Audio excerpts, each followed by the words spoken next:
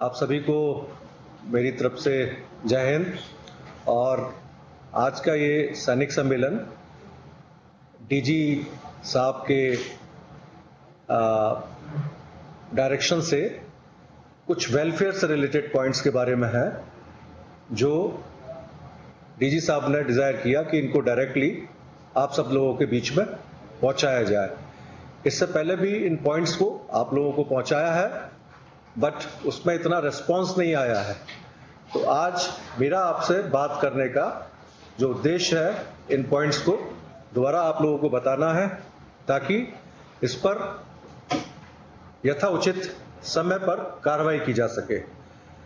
जैसा कि आप सब लोगों को विदित है, गृह मंत्रालय द्वारा केंद्रीय सशस्त्र पुलिस बलों तथा आसाम राइफल्स में स्थित पारिवारिक तथा एसएफए आवासों की स्टॉक सूची तथा आवासों के आवंटन को सुव्यवस्थित करने के लिए सीएपीएफ ई आवास पोर्टल की शुरुआत की है, जो 1 तारीख को माननीय गृह मंत्री ने शुरुआत की थी। इस पोर्टल की शुरुआत होने के उपरांत केंद्रीय सशस्त्र पुलिस बलों के सभी प्रकार के आवासों का आवंटन अब केवल इस पोर्टल के माध्यम से ही किया जा सकेगा। और इस कार्रवाई के तहत आज की डेट में जो भी क्वार्टर्स दिए जा रहे हैं, वो मुझे उम्मीद है कि ई आवास पोर्टल के तहत ही दिए जा रहे हैं। इस संबंध में क्रमवार प्रक्रिया आईपीपी के जर्नल डाउनलोड में 24 जून 2022 और उसके बाद 12 जुलाई 2022 को एडम डायरेक्टरेट ने अपलोड किया है। इसके अलावा सीएपीएफ ई आवास पोर्टल के संबंध में निर्गत किए हुए जो भी एसओपी हैं, ई आवास नियम बुक है, उसको भी हमने आईपीपीपी के माध्यम से 8 सितंबर 2022 को सभी फॉर्मेशंस को भेजा है। इस पोर्टल के माध्यम से वर्तमान में सरकारी आवास 4 महीने तथा एसएफए 6 महीने तक केवल संदर्भित बल के कार्मिकों को ही आवंटित किया जा सकेगा। इसके बाद सभी केंद्रीय सशस्त्र पुलिस बलों में पड़े सभी रिक्त आवास सामान्य पूल में चले जाएंगे, जिसमें दूसरी सीएपीएफ के भी कार्मिक उसमें अप्लाई कर सकेंगे। आज की डेट में ई आवास पोर्टल में टोटल 34,379 आवास हैं, जिसमें आपको जानकर आश्चर्य होगा कि 4,600 आवास अभी भी रिक्त पड़े हुए हैं। इसमें जो डैमेज्ड घर हैं या जिसमें कोई प्रॉब्लम है, उनको शामिल नहीं किया गया है। अब जो ये 4,680 क्वार्टर्स हैं, ये क्वार्टर्स अगले 4 महीने में आवंटन के लिए सभी केंद्रीय सशस्त्र बलों के पास, केंद्रीय पुलिस बलों के पास उनके आवंटन के लिए नियमानुसार उनके पास चले जाएंगे। आज की डेट में यदि हम देखते हैं ये 4,600 क्वार्टर्स, तो उसमें जो मेजर है, लाइक सेक्टर सिलचर में 149 क्वार्टर्स है, सेक्टर भुज में 190 क्वार्टर्स है, सेक्टर रायपुर में 130 क्वार्टर है, अखनूर में 137 क्वार्टर हैं, बाड़मेर में 153 क्वार्टर हैं और सिलीगुड़ी में 235 क्वार्टर हैं, भुज में फिर 184 क्वार्टर्स हैं। और इस तरह से यदि हम देखते हैं, श्रीगंगानगर में 193 क्वार्टर हैं, दिल्ली में 650 क्वार्टर्स हैं। इस संबंध में मैंने पहले भी बताया है, सीरसपुर में डीडीए के 2 बेडरूम फ्लैट है और उनको डीजी साहब ने उसमें स्पेशल परमिशन देकर सभी को अलॉट करने के लिए किया था कि जिसके पास कोई घर नहीं है और यदि वो घर चाहता है, अपने परिवार को रखना चाहता है, वहां बैरक में रहता है और उसको एंटाइटल्ड है या नहीं है, यदि वो बैरक में रह रहा है और दिल्ली में वो अपने परिवार को रख सकता है। सीरसपुर में वहां बहुत अच्छे क्वार्टर्स की कंडीशन है और उसमें सभी फैसिलिटीज भी मुहैया कराई जाएंगी। नजदीक जाने के लिए बस भी रहेगी, बाकी वहां पर पानी की, बिजली की सभी तरह की सुविधाएं डीडीए ने उपलब्ध कराई हैं और उसमें और भी ज्यादा सुविधाओं को हम बढ़ाएंगे।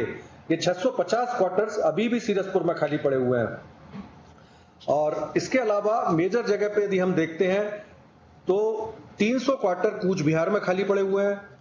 देन गुरदासपुर में क्वार्टर्स 300 खाली पड़े हुए हैं, 327 क्वार्टर्स किशनगंज में है। और इस तरह से हम चलते हैं तो हर जगह मैं देख रहा हूं कि 150 क्वार्टर, 200 क्वार्टर, ये मैंने मोटे मोटे क्वार्टर्स पढ़े हैं। बीएसएफ एकेडमी में 800 क्वार्टर्स हैं। इसमें जो खाली वाले कुछ मैंने आपको बताया ये खाली पड़े हुए, इसमें जो मेजर मुझे लगता है कि जिस पर हमको ध्यान देने की जरूरत है, एक तो दिल्ली के क्वार्टर्स हो गए, इसके बाद बैंगलोर के क्वार्टर्स हो गए। बैंगलोर में भी आपके क्वार्टर्स तकरीबन 100 खाली पड़े हुए हैं। जलपाईगुड़ी के क्वार्टर्स हो गए और उदयपुर के क्वार्टर्स हो गए, भोपाल के क्वार्टर्स हैं। इन जगह पर जो बहुत अच्छी जगह पर हैं, जहां पर घर और एजुकेशन उपलब्ध है, ये सारी लिस्ट जो खाली क्वार्टर्स की हैं ई आवास पोर्टल पे है। इसके अलावा IPP पे भी अपलोड की हुई है। मेरा आप सब लोगों से इसमें अनुरोध है कि इस विषय को देखें और जितने भी ज्यादा से ज्यादा क्वार्टर्स आप लोग यूज कर सकते हैं जो खाली पड़े हुए हैं दिल्ली में या किसी अन्य जगह पर, उसको सीमा सुरक्षा बल के कार्मिक को अलॉट करें और टाइम पर अलॉट करें, जिससे कि ये क्वार्टर्स दूसरे CAPF में जाने से बच जाएं। क्योंकि दूसरे CAPF में जाने से कई तरह की आपको फंक्शनल प्रॉब्लम भी आ सकती हैं। कैंपस के अंदर डिसिप्लिन वाला भी इशू आ सकता है या दूसरे इश्यूज भी आ सकते हैं। तो DG साहब ने डिजायर किया है इसमें कि सभी जितने अधिकारी आज इस सैनिक सम्मेलन में हैं या जितने जवान आज मेरे को सुन रहे हैं, वो ये लिस्ट ले लें और देखें कि वो कहां पर अपने परिवार को रखना चाहते हैं और उन जगह पर वो ई आवास पोर्टल के माध्यम से तुरंत अप्लाई करें और अपना मनपसंद जगह पर क्वार्टर्स को लें। और अभी सभी जगह पर हम निर्देश दे रहे हैं इंजीनियरिंग विभाग की तरफ से कि जो भी क्वार्टर्स रहेंगे उनकी प्रॉपर मरम्मत वगैरह कराई जाएगी और ताकि आप लोगों को एक अच्छा क्वार्टर्स मिल सके। जो दूसरा इशू है इसमें रजिस्ट्रेशन कराने का, सभी कार्मिकों को इसमें स्टेट ऑफिसर जितने भी हैं हर लोकेशन पर वो सुनिश्चित करें कि अपना रजिस्ट्रेशन इसमें जो भी जितने कार्मिक हैं कराएं। आज की डेट में सिर्फ 3293 कार्मिकों द्वारा इस पोर्टल पर पंजीकरण किया गया है और अभी तक सिर्फ 29 कार्मिकों द्वारा क्वार्टर के लिए अप्लाई किया है, जिसमें 24 कार्मिकों को ई आवास के तहत पूरे BSF में क्वार्टर्स अभी तक मिले हैं। क्वार्टर्स जब से लॉन्च हुए 1 तारीख से, उसके बाद इसकी जो डायरेक्शंस वगैरह दिए हैं हमने करीबन 6 तारीख को डायरेक्शन दिए हैं। आज 20-22 दिन हो गए हैं। तो मेरा सभी से अनुरोध है, जितने स्टेट ऑफिसर्स हैं या जितने भी कार्मिक हैं, अपना रजिस्ट्रेशन ई आवास पोर्टल पर कराएं और इसके तहत जितनी जल्दी आपको क्वार्टर मिल सकता है उसके लिए कोशिश करें।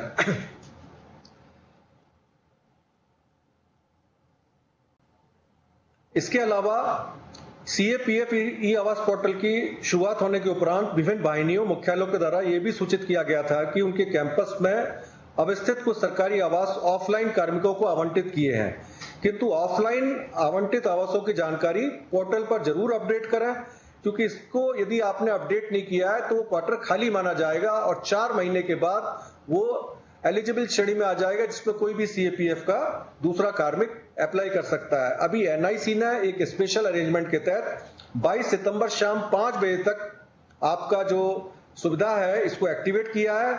अतः सभी वाहिनी मुख्यालयों को मैं अनुरोध करता हूं कि वे उक्त अवधि के दौरान अपने आवासों को CAPF ई आवास पोर्टल पर जरूर अपडेट कर लें।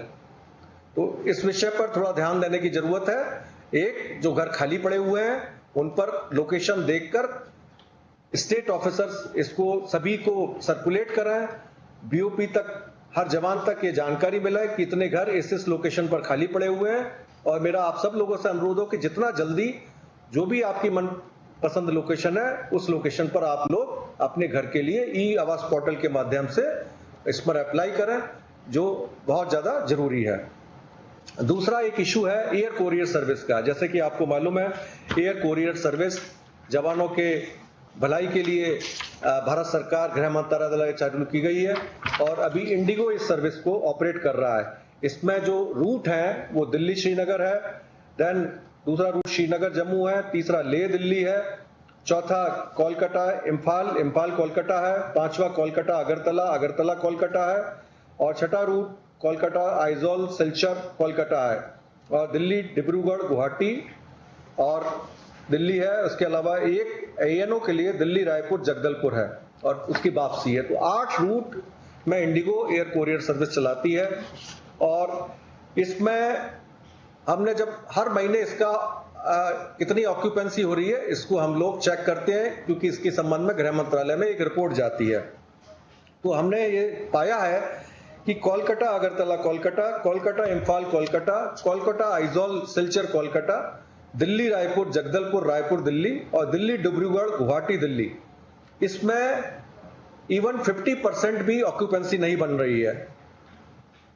एमएचए के डायरेक्शन के हिसाब सर, यदि हम 3 महीने तक हमारी ऑक्यूपेंसी 60% से नीचे जाती है, मैं पुनः दोहराता हूं, यदि 3 महीने तक हमारी ऑक्यूपेंसी किसी भी रूट पे 60% से नीचे जाती है तो वो सर्विस बंद हो सकती है। अब चूंकि ये सर्विस जवानों की भलाई के लिए है, बहुत अच्छी ये स्कीम है, तो मेरा सभी कमांडरों से और सभी जवानों से अनुरोध है कि वो इस स्कीम को, जो भी इस रूट पे आते हैं, उसको यूटिलाइज करें, पहले से ही प्लानिंग करें, अपनी छुट्टी इस ढंग से प्लान करें कि आप इस सर्विस को यूटिलाइज कर सकें और हम इसका मैक्सिमम फायदा उठा सकें। ये बहुत ही जरूरी पॉइंट है। तीसरा, अभी फोर्स हेडक्वार्टर में डीजी साहब ने एक नया अनूठा प्रयत्न किया। इसमें उन्होंने ऑपरेशनल और एडमिनिस्ट्रेटिव टैलेंट सर्च कंपटीशन कराया था, जिसमें बहुत सारे जवानों ने, बहुत सारे अधिकारियों ने पार्टिसिपेट किया। उसके बाद यहां पर 6 टीम आई थी जिनको एफएचक्यू में बुलाया था और उनको फिर जो भी उसमें प्रथम द्वितीय आए थे उनको पारितोषिक दिया गया। इसमें आप सबकी इंफॉर्मेशन के लिए मैकेनिकल ट्रांसपोर्ट मैनेजमेंट का एक सिस्टम SIRM अरुण अधिकारी और ASIRM संतोष कर्ण 33 बटालियन BSF ने किया। उनकी फर्स्ट पोजीशन आई, उनको 1 लाख रुपए का इनाम मिला। इसके अलावा दूसरा प्रोजेक्ट एक एक्सेल प्रोजेक्ट था, जिससे सॉफ्टवेयर के जरिए जो ऑफिस का काम है उसको आसान बनाने के लिए, वो एक कांस्टेबल M गणेशन 73 बटालियन का था, उसकी भी फर्स्ट पोजीशन आई, उसको भी 1 लाख रुपए मिला। तीसरा था इलेक्ट्रिसिटी मीटर, जो DG सेट होते हैं उसमें जो पिल्फरेशन होती है उसको रोकने के लिए इलेक्ट्रिसिटी मीटर का था, जिसको नवीन करके 2IC इलेक्ट्रिकल और एक AE इलेक्ट्रिकल ने तैयार किया था, उनकी सेकंड पोजीशन आई। और third position fuel cleaning and water separator system, जो श्री तेजपाल डाबर 2IC और हेड कांस्टेबल E आनंद और head constable GS money 14 battalion ने तैयार किया था, तो उसमें उनको थर्ड पोजीशन आई। इनको, जैसा मैंने आपको बताया, प्रथम स्थान के लिए 1 लाख, द्वितीय स्थान के लिए 50,000 और तृतीय स्थान के लिए 30,000 रुपए का पारितोषिक प्लस DGCR दिया गया। जैसा कि आपको मालूम है कि इस बार डीजी साहब का जो एक नया प्रयास था, जिसमें इन्वेस्टिचर सेरेमनी जो पहले दिल्ली में होती थी, इस बार 4 जगह पर हुई इन्वेस्टिचर सेरेमनी, जिसमें कमांड्स जो वेस्टर्न कमांड थी चंडीगढ़ में, ईस्टर्न कमांड थी कोलकाता में, ENO कमांड का STC बेंगलोर ने किया और दिल्ली का 25 ने किया। कल सभी जगह प्रोग्राम हुए थे। इन 6 कार्मिकों को, जिन्होंने ये इस अद्भुत और नए एक जो डीजी साहब ने शुरुआत की थी टैलेंट सर्च कंपटीशन में भाग लिया और इसमें ही इनको पारितोषिक दिया गया। तो डीजी साहब का तरफ से ये निर्देश है कि अभी से आप तैयारी शुरू करें, अगले साल फिर ये कंपटीशन होगा। इस संबंध में डीजी साहब ने निर्देश दिए। एक ट्रॉफी का भी हम इसमें पेपर बना रहे हैं और जल्दी डीजी साहब इसका उद्घाटन करेंगे और इसकी औपचारिक शुरुआत के लिए बताएंगे। तो मेरा सभी रैंक से, जवानों से, अधिकारियों से सबसे ही ये अनुरोध है कि इसमें जो आज की डेट में पूरे संसार में ही, और इवन हमारे जो प्रधानमंत्री जी हैं नरेंद्र मोदी जी, और सब तरफ से ये है कि अनुसंधान पर ध्यान देना है। तो जितना भी इनोवेशन हम अपनी रोजमर्रा की और अपने ऑपरेशनल चीजों को सहूलियत करने के लिए कर सकते हैं, उसमें सभी लोग करें और अपने अपने प्रोजेक्ट को यहां पर ट्रेनिंग डायरेक्टरेट में भेजें। इसके अलावा स्कॉलरशिप्स हैं। BSF में वेलफेयर की बहुत ही लेट डाउन पॉलिसी है। हमारे पास फंड्स हैं जिसमें आप लोगों को पता है, कंट्रीब्यूटरी बेनिफिट फंड हो गया, सेंट्रल वेलफेयर फंड हो गया, स्पेशल रिलीफ फंड हो गया, सेंट्रल एजुकेशन फंड हो गया, गोल्डन जुबली सीमा परी कल्याण कवच फंड है। आपको मालूम है अभी थोड़े दिन पहले स्पेशल GBM हुई थी और गोल्डन जुबली सीमा परी कल्याण कवच, जो कि एक हमारी बीमा योजना है, उसको और अधिक सुदृढ़ करने के लिए उसमें आदेश निकला है। अभी जिस विषय पर मैं आपका ध्यान लेके जाना चाहता हूं वो है छात्रवृत्ति का। सीमा सुरक्षा बल में सरकारी जो MHA की, गवर्नमेंट ऑफ इंडिया की स्कॉलरशिप है, इसके अलावा 6-7 स्कॉलरशिप्स हैं जो हमारी प्राइवेट फंड से संचालित होती हैं। मैं एक एक करके उसका नाम लूंगा।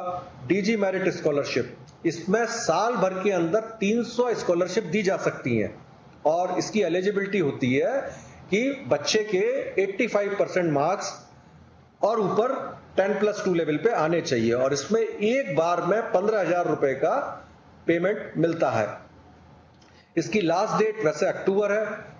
काफी सारे रिमाइंडर एडम डायरेक्टरेट ने दिए हैं, बट आज की डेट में, आज तारीख हो गई 20 तारीख तक सिर्फ 22 हमारे पास एप्लीकेशंस आई हैं कार्मिकों की, जिसमें से 12 रिजेक्ट भी हो गई, वो एसओपी के हिसाब से नहीं है। तो वो हम सूचित कर रहे हैं 12 को कि आप अपने कागज ठीक करें। बट जो 300 स्कॉलरशिप्स इसमें मिल सकती है साल में, उसमें सिर्फ 22 एप्लीकेशंस आई हैं। तो मेरा सभी जवानों से और जितने अधिकारी यहां बैठे हुए हैं सबसे अनुरोध है कि इस स्कॉलरशिप को, इसके बारे में जानकारी बीओपी लेवल तक, लास्ट मैन तक दें, इसको एडवर्टाइज करें हर जगह पर। हम सबको पता मालूम है कैसे इसको एडवर्टाइज करना है इसको, और इसमें ज्यादा से ज्यादा कार्मिक अपने बच्चों के लिए जो भी इसकी एलिजिबिलिटी पूरा करते हैं टाइमली एडम डायरेक्टरेट में अप्लाई करें। इसके अलावा दूसरी स्कॉलरशिप है बाबा सुकन्या स्कॉलरशिप। ये साल में 100 दी जाती हैं। इसमें 65% मार्क्स चाहिए कक्षा 12th में, और इसमें भी 15,000 रुपए का वन टाइम पेमेंट है। इसकी लास्ट डेट 10 सितंबर थी। अभी तो इसकी डेट हमने 15 अक्टूबर बढ़ाई है डीजी साहब ने, और डीजी साहब इसको बहुत गौर से देखते हैं और बार बार इस बारे में पूछते हैं कि स्कॉलरशिप्स की कितनी हमारे पास एप्लीकेशंस आई है, वो भी बहुत चिंतित है। और इसमें आप आज तक, जबकि 10 सितंबर इसकी पहली डेट निकल गई, सिर्फ 51 एप्लीकेशंस आई, जिसमें से 21 तो रिजेक्ट किए हैं क्योंकि वो कागज पूरे नहीं थे। तो 51 जो एप्लीकेशन है बहुत कम है। इतनी बड़ी फोर्स है हमारी, 2.5 लाख से ज्यादा कार्मिक हैं। 100 एप्लीकेशंस इसमें आ सकती हैं, 100 बच्चों को ये स्कॉलरशिप दी जा सकती है। उसमें भी आज की डेट में हमारे पास सिर्फ 51 आई थी, 21 रिजेक्ट हो गई, तो 30 ही है। तो बहुत कम है। इसका भी सदुपयोग करना बहुत ज्यादा जरूरी है। हम तो ये सोचते हैं कि 100 एप्लीकेशन के लिए जो 100 इसमें लागू है, 100 नंबर वार्ड्स को, वो कम से कम एप्लीकेशन हमारे पास 500 आनी चाहिए, ताकि हम और डीजी साहब से अनुरोध करके इसको और बढ़ाएं, 100 से 200 करवाएं। बट आज की हालत ये है कि 100 में से भी हमारे पास 30% एप्लीकेशन एलिजिबल लोगों की है। तीसरी है बाबा बाल दिव्यांग स्कॉलरशिप। ये 50 स्कॉलरशिप साल में दी जा सकती हैं। इसमें 55% मार्क्स 10+2 लेवल पे चाहिए, और इसमें भी एक टाइम पेमेंट 15,000 रुपए का है। इसकी भी लास्ट डेट 10 सितंबर थी, और अभी तक सिर्फ 5 एप्लीकेशन हमारे पास आई हैं। मैं जानता हूं कि दिव्यांग बच्चे कम होंगे, बट इतनी बड़ी फोर्स है हमारे डेटा के हिसाब से, इसमें भी ज्यादा एप्लीकेशंस आनी चाहिए। ये जब स्कॉलरशिप का जब फॉर्मुलेशन किया था और जब नंबर रखे गए थे 50, तो वो उस समय डेटा के हिसाब से ही रखे गए थे कि हमारे पास दिव्यांग कार्मिक इतने हैं या इनके बच्चे इतने हैं। उस बेस पे ही 50 का नंबर निर्धारण किया था। तो इसमें भी एप्लीकेशंस और आने की जरूरत है। चौथी हमारी स्कॉलरशिप है ओपी चड्डा मेमोरियल स्कॉलरशिप। ये सिर्फ 10 स्कॉलरशिप्स हैं, और इसमें बच्चा 10th and 12th in science, commerce and arts में होना चाहिए, और इसमें 10,000 रुपए पर स्टूडेंट पर ईयर है, और हर अप्रैल में दी जाती है। इसमें भी सिर्फ हमारे पास अभी 10 ही एप्लीकेशंस आई हैं। पांचवी हमारी स्कॉलरशिप है श्रवण टंडन स्कॉलरशिप। ये 18 नंबर है। इसमें 10वीं में 65% मार्क, कक्षा 10 में 65% मार्क जिसके भी हैं या उससे ऊपर हैं, उसको ये स्कॉलरशिप मिलती है। और इसमें 1,500 से 4,000 रुपए जो स्टूडेंट्स हैं, जो बच्चे हैं science, arts and commerce stream में हैं, कक्षा 11th एंड 12th में, उनको ये स्कॉलरशिप के लिए हकदार होते हैं। इसकी डेट थी 31/8, और टोटल मैंने आपको कितनी बताई थी? स्कॉलरशिप 18 हैं। इसमें से सिर्फ एक एप्लीकेशन आज की डेट में आई है, जबकि हमारे जितने कार्मिक हैं उनके जो 10वीं में नंबर आए होंगे 65% से ज्यादा के तो बहुतों के नंबर आए होंगे। आजकल तो सब बच्चों के 10th में 90% से ऊपर आते हैं। तो मेरा इसमें भी आप लोगों से अनुरोध है, इसको देखें, इस स्कॉलरशिप का फायदा उठाएं। और छठी स्कॉलरशिप है यूके बंसल मेरिट स्कॉलरशिप। ये एक छात्र को दी जाती है, और इसमें 50,000 रुपए वन टाइम मिलता है, और इसमें कक्षा 12 में 75% नंबर लाने होते हैं। 75% नंबर 2.5 लाख में से कितने हमारे कार्मिकों के बच्चों ने 12वीं का एग्जाम दिया होगा, लेकिन हमारे पास आप अंदाज लगाइए आज तक एक भी एप्लीकेशन नहीं आई है। और 7वीं स्कॉलरशिप है अश्विनी कुमार मेरिट स्कॉलरशिप। ये भी एक ही नंबर है। इसमें बीएसएफ के जितने मार्टियर्स हैं उनके बच्चे जो डॉक्टरी की पढ़ाई कर रहे हैं उनको ये स्कॉलरशिप मिलती है, 50,000 रुपए पर एनम मिलते हैं इसमें। ये एनईटी जो नीट का रिजल्ट है उसके बाद दी जाती है। अब इसमें हमारे कितने कार्मिकों के बच्चे एमबीबीएस में इस साल भी निकले होंगे, अभी नीट का रिजल्ट आया है कुछ समय पहले, तो अभी इसमें भी एप्लीकेशंस भेजने की जरूरत है, हमारे पास एप्लीकेशंस नहीं है। तो ये 7 आपको मैंने स्कॉलरशिप बताई है, मैं पुनः इसको बता रहा हूं, दोहरा रहा हूं। डीजी मेरिट स्कॉलरशिप जिसमें 300 स्कॉलरशिप साल में दी जा सकती हैं और हर एक बच्चे को इसमें 15,000 रुपया मिलेगा। बाबा सुकन्या स्कॉलरशिप जो 100 दी जा सकती है साल में, हर एक बच्चे को 15,000 रुपए मिलेगा, जिसके 65% से ज्यादा मार्क्स, 65 या 65 से ज्यादा परसेंट मार्क हो 12th में। बाबा बाल दिव्यांग स्कॉलरशिप दिव्यांग बच्चों के लिए 50 स्कॉलरशिप है, जिसमें 15,000 रुपए एक टाइम पेमेंट मिलता है। बच्चों के 55% या ऊपर मार्क्स होने चाहिए। ओपी चड्डा मेमोरियल स्कॉलरशिप ये 10 हैं, जो बच्चे साइंस कॉमर्स एंड आर्ट्स से 10th 12th कर रहे हैं, उसमें 10,000 रुपए पर स्टूडेंट है। श्रवण टंडन स्कॉलरशिप ये 18 नंबर की है और इसमें 65% ही मार्क्स चाहिए 10वीं में। यूके बंसल इसमें 12वीं में 75% मार्क्स चाहिए। और अश्विनी कुमार इसमें जो बच्चे डॉक्टरी की पढ़ाई कर रहे हैं जिनका सिलेक्शन हुआ है उनको 50,000 रुपए पर एनम मिलते हैं। ये बीएसएफ की वेबसाइट में भी इनकी स्कॉलरशिप के बारे में सारा दिया हुआ है, बट अभी तक जो रिस्पॉन्स मिला है वो बहुत एनकरेजिंग नहीं है। तो इस संबंध में मेरा आप सबसे अनुरोध है, जितने आज अधिकारी इस सैनिक सम्मेलन में हैं या जितने जवान इसको देख रहे हैं वो अपने साथियों को भी बताएं, जो साथी छुट्टी पर हैं उनको भी बताएं और इस चीज का ज्यादा से ज्यादा प्रचार करके अभी 15 अक्टूबर इन सब स्कॉलरशिप के लिए डीजी साहब ने लास्ट डेट की है और डीजी साहब आप सब के लिए बहुत चिंतित हैं। तो इसको जल्दी से जल्दी इसमें कार्मिक जो एलिजिबल हैं उनके बच्चों की भिजवाइए। इसके अलावा बायजूस शुरू किया था ई लर्निंग ऐप, वो भी क्लास 4th to 12th है और बहुत अच्छा ऐप है। इसमें हमको कितने भी बच्चे इसमें अप्लाई कर सकते हैं और उन सबका क्लास 4 to 12 तक बायजूस फ्री कोचिंग के लिए तैयार हुआ है। लेकिन अभी तक हमारे पास सिर्फ 8,000 बच्चों के एप्लीकेशंस आए हैं जो, और उनका ऐप भी एक्टिवेट हो गया है, वो लोग इसका लाभ उठा रहे हैं।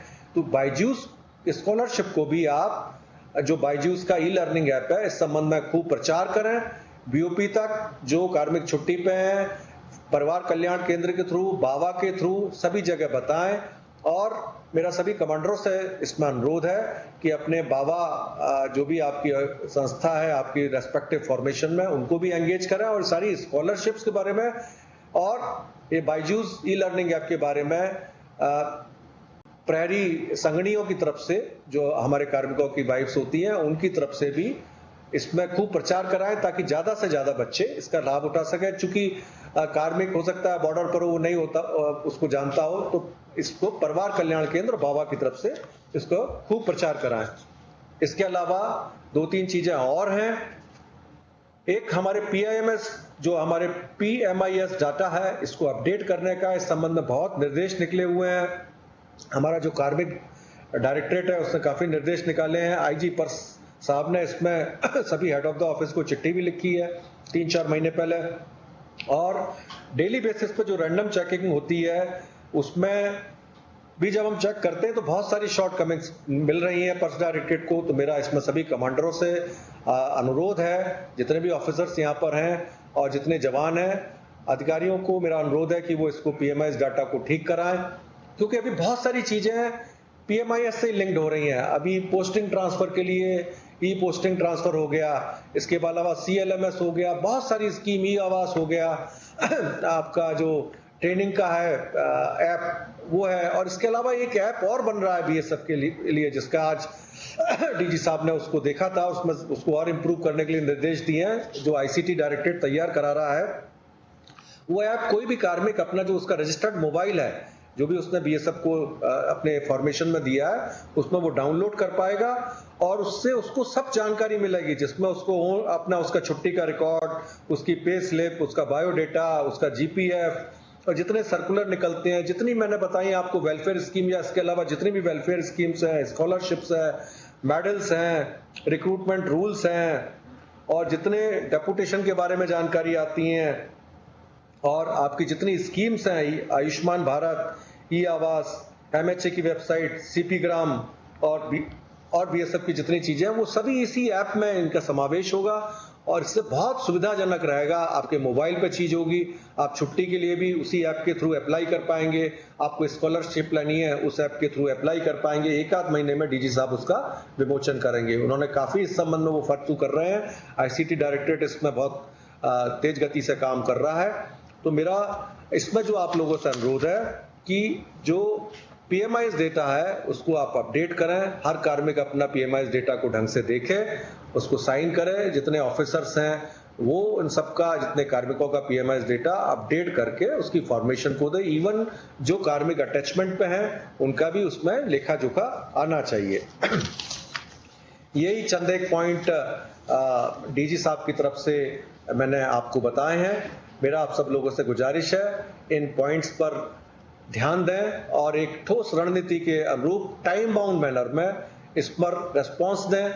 यहाँ पर दिल्ली में चाहे वो स्कॉलरशिप से रिलेटेड हो, चाहे घर से रिलेटेड हो, या आपका एयर कोरियर सर्विस से रिलेटेड हो, हर चीज की मॉनिटरिंग होती है।